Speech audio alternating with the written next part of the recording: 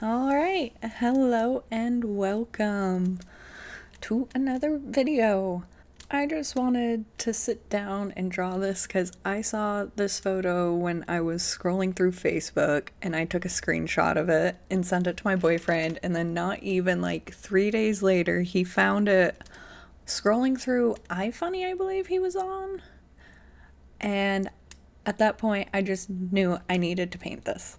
And I wanted to put it up in my bathroom because I thought it was the cutest thing ever. And now he has a little home next to my makeup station, so I can just look at him and be happy. So, if you can't already tell by the sketch from now, it is a little owl he was actually hiding under a mushroom to take cover from rain. It was like a wildlife photographer took this and it just went viral. I thought it was so cute. I just needed it. Okay, I think this is so satisfying that we need to find like some satisfying music to go along with the paint drips.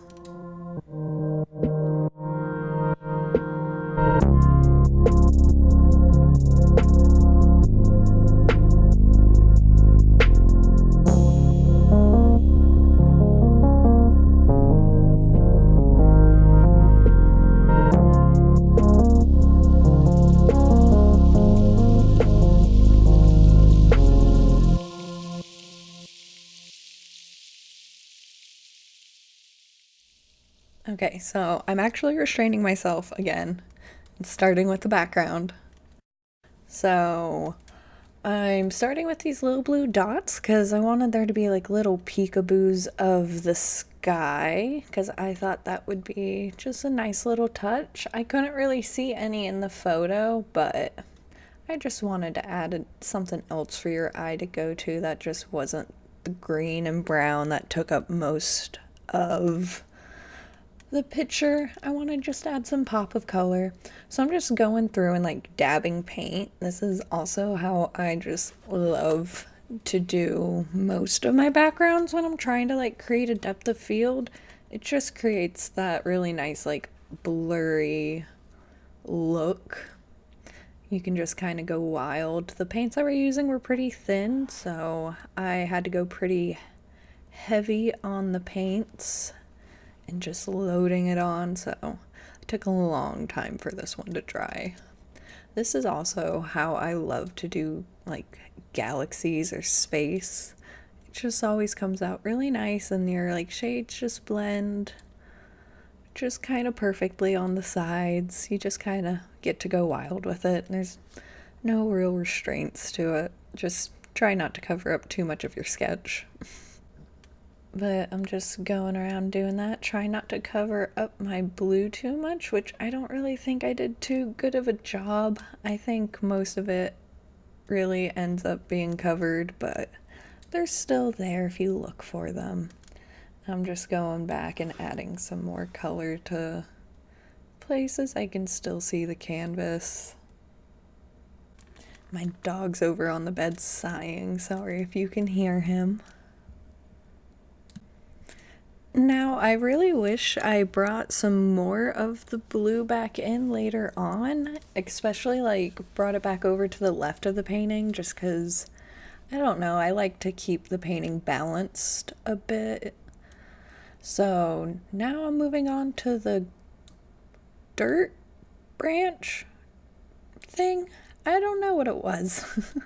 So I'm just going through and I go through with a darker brown first, and now I'm going through with a lighter brown on where I see the sun is hitting.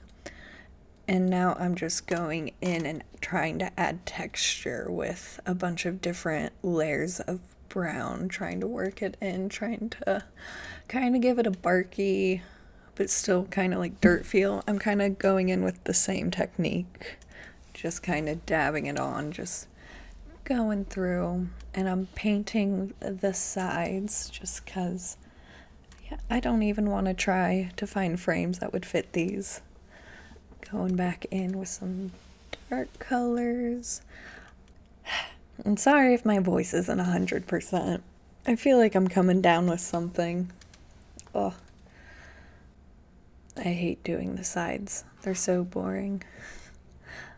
And I always end up ruining my painting by bringing up some color too much. That's why I like it when the background is just kind of like the blurred effect. It gives you some wiggle room to be able to fix it. But I mean, honestly, there's nothing that's unfixable when you're doing painting, because you can just let it dry and just go back over. As I'm doing here with some more tones of green, bringing in some darker shades that kind of got blended away. And now I am finally moving on to my mushroom. Oh, no. Dang it. I got so excited. Well, okay. So I wanted to add moss. I completely forgot about the moss. But here we are. So, yeah. Moss. Going in with a bright green, and then now I'm going in with more of like a blue green, trying to keep some more of that dark color that we have in the background. It's kind of like an aqua green. I think it looked really nice with like the bright neon green and yellow green that I had going on. So I just wanted to make it look believable. I'm not really going for a realistic style painting. I don't want to be here for days painting. So I'm just going in with some quick shading underneath and around where the moss would be casting a shadow. And yay, now it's onto the mushroom. So in the picture, the mushroom was all like this color. This like beigey off-white, and I wanted to change it up a little bit. I kind of wanted to do like a bit of a Mario mushroom, you know? Just make it a little fun. So I'm not going in with too much detail on the mushroom, just getting your basic colors laid out for the stem and some shading going down the side. I made the stalk a little bit fat. I'm going on the underside of this mushroom. I kind of wish I took the time and did like the little lines that like you always see under mushrooms. But I don't know if you would actually see that from this angle. You couldn't really in the photo I was going off of, but yeah, this mushroom just also doesn't quite end up looking right in the end. I think it's just because this type of mushroom doesn't look like this. Like, it's not like one of the flat pancake ones that you see growing in people's lawns, or at least I do here. But the red was really, really thin, so I added a little bit of white because I didn't want to turn it pink, and just going over that as like my base layer so I can actually have some coverage in it. And now I'm going back with just like the pure red since it was thin. I figured it would be really easy to use that as my shading color, which it was. And I really wish I stopped here. I wish I did. Just kept like the little red cap on the mushroom. I think it looks great.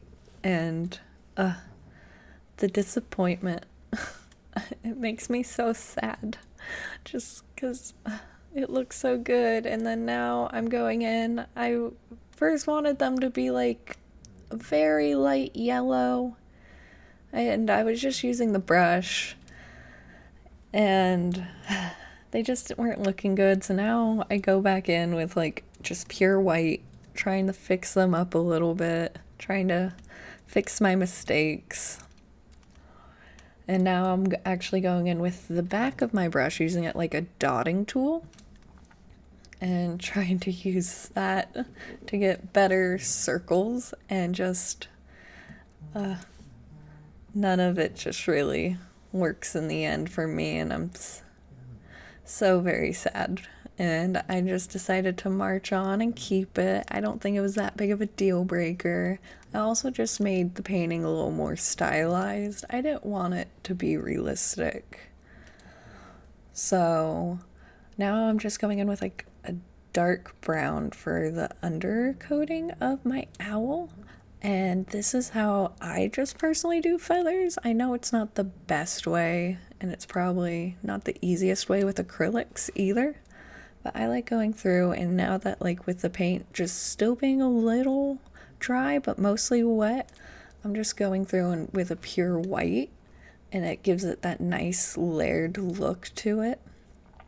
And on like the little neck floofs, I switch between the pure dark brown and then pure white. I mean, I'm not cleaning my brush, so it is mixing itself on my brush and doing the same thing for the eye feathers and everything. I think these are my favorite owls. They're so tiny and so adorable. And I just love the way he turned out. He looks so fluffy and cute. And I went a little crazy with his eye, so I'm going back in, trying to bring it back down so we have more of that like pure dark in between. And looking at the reference photo, it looks like he has kind of green eyes, but I just decided to go in with a pure yellow to kind of keep with his beak, and I really love the way it ends up turning out.